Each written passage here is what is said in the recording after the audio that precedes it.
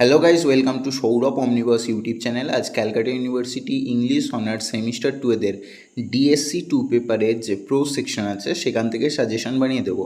তো already history of English literature থেকে upload করে দিয়েছি, যারা দেখোনি নিচে ডেসক্রিপশন বক্সে লিঙ্ক দেওয়া আছে, গিয়ে দেখে নিতে পারো। আর সবার আগে ইউটিউবে আপলোড করেছি, আগেরবারেও তোমাদের নতুন সিলেবাসেও আপলোড করেছিলাম প্রথম, এবং এবারেও সবথেকে আগে আপলোড করে দিয়েছি, তো দেখে নিও। আর যদি কেউ নেক্সট সেমিস্টারে আমার কাছে অনলাইন ব্যাচে পড়তে চাও অথবা এই সেমিস্টার কিংবা নেক্সট সেমিস্টারে নোটস পারচেস করতে চাও, তাহলে নিচে হোয়াটসঅ্যাপ নাম্বার দেওয়া আছে, হোয়াটসঅ্যাপ করতে পারো।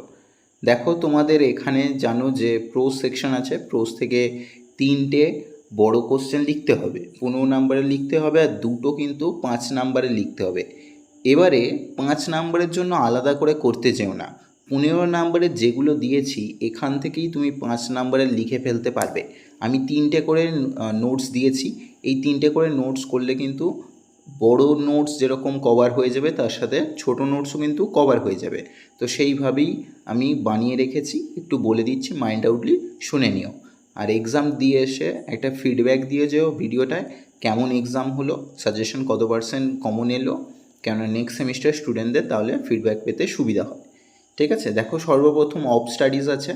অফ স্টাডিজ থেকে 3টে কোশ্চেন দিয়েছি। প্রথম কোশ্চেনে কী দেওয়া আছে, write the prose style of Francis Bacon didactic method. জানো, যেমন আর লেখার ডাইডাক্টিক মেথড ইউজ করা হতো with special reference to of studies.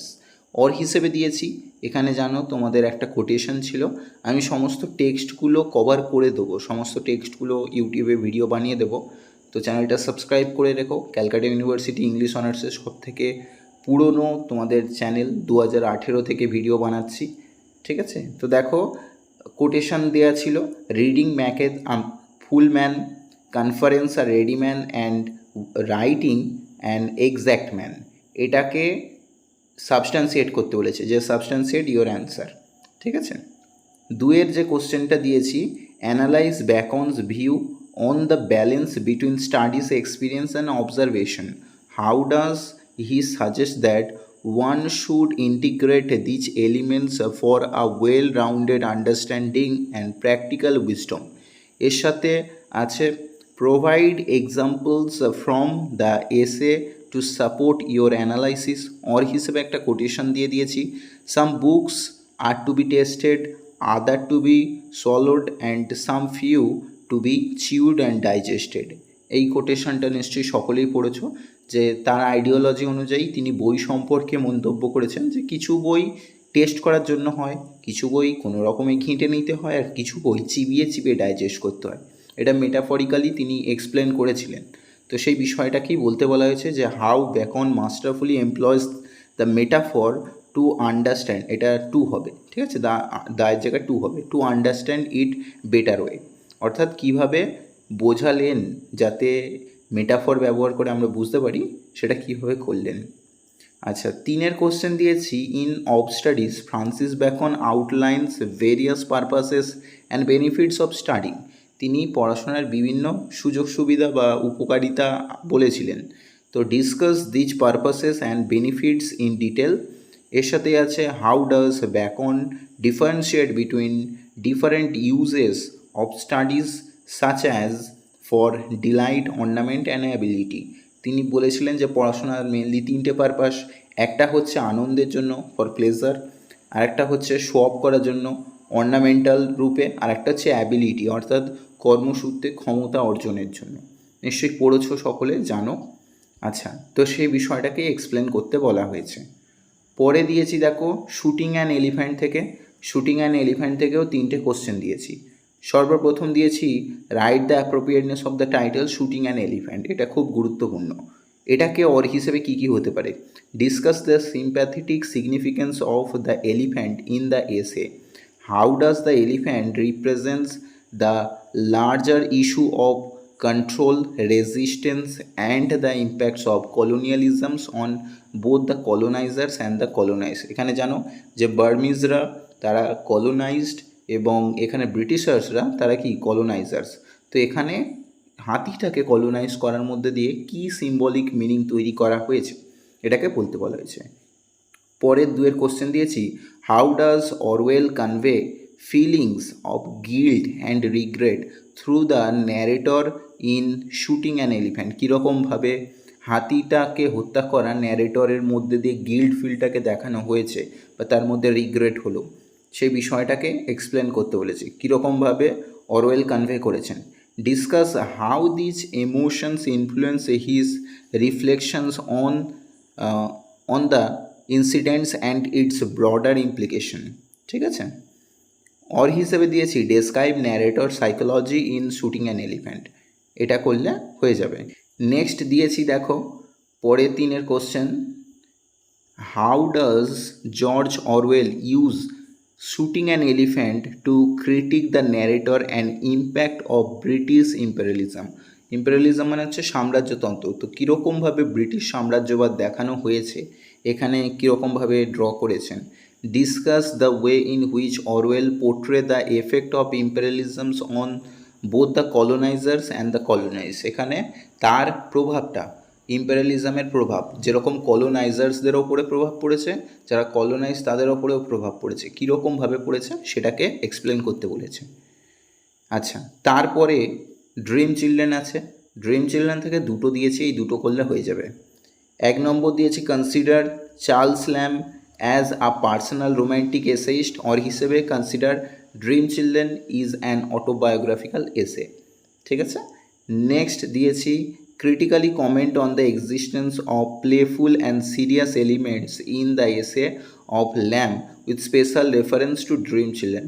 মানে সিরিয়াসনেসও দেখতে পাবে, এর মধ্যে মজাও দেখতে পাবে, কীভাবে ব্লেন্ড করেছেন সিরিয়াসনেস আর নর্মাল এলিমেন্টগুলোকে কীরকমভাবে দেখিয়েছেন।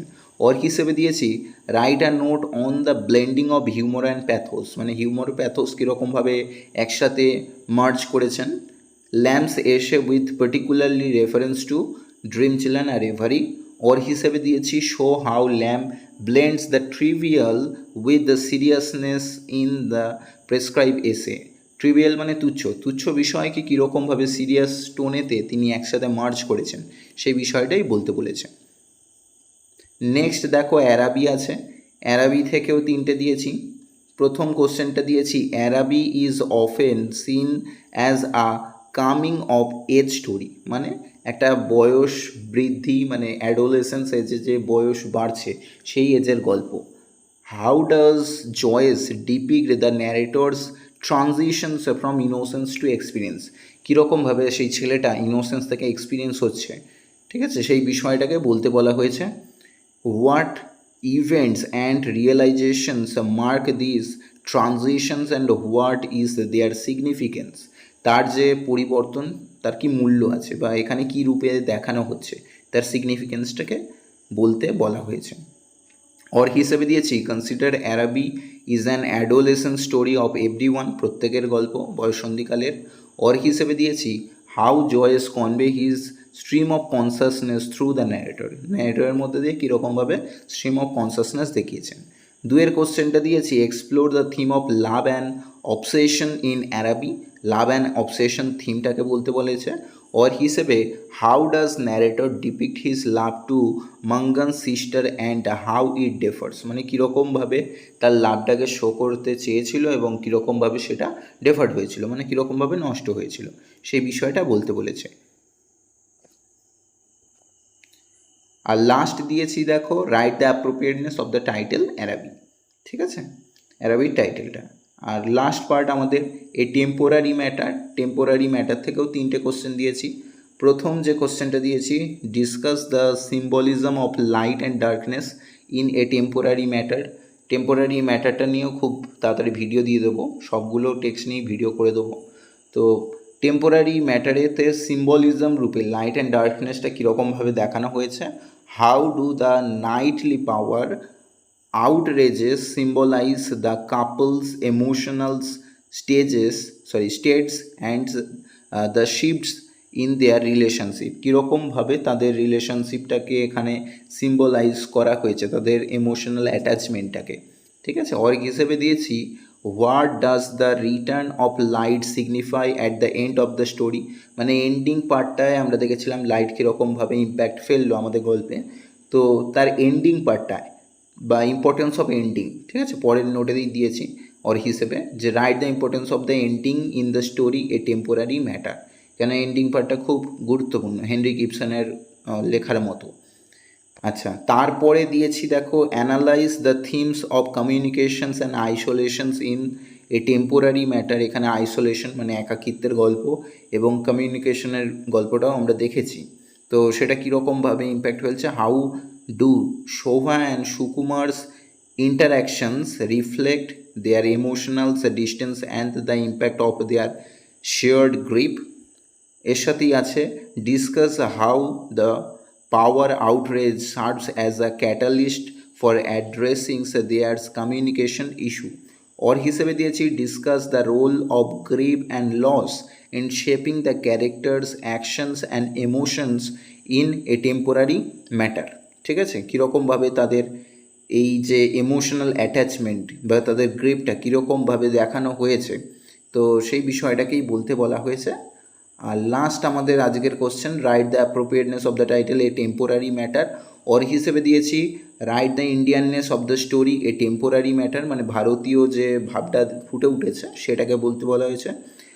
ওর হিসেবে দিয়েছি হাউ ডাজ ঝুম্পার Lahiri portray the cultural and personals identities of Shobha and Sukumar in a temporary matter. ঠিক আছে, কীরকমভাবে তাদের কালচারাল বা পার্সোনাল আইডেন্টিটিটা ফুটিয়ে তোলা হয়েছে সেটাকে বলতে বলা হয়েছে।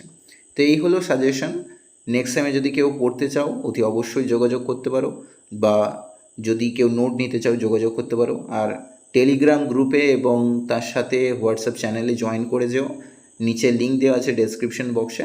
ভিডিওটাকে একটা লাইক করে দিও, চ্যানেলটা সাবস্ক্রাইব করে নিও। দেখা হচ্ছে পরের ভিডিওতে, সকলে ভালো থেকো, বাই।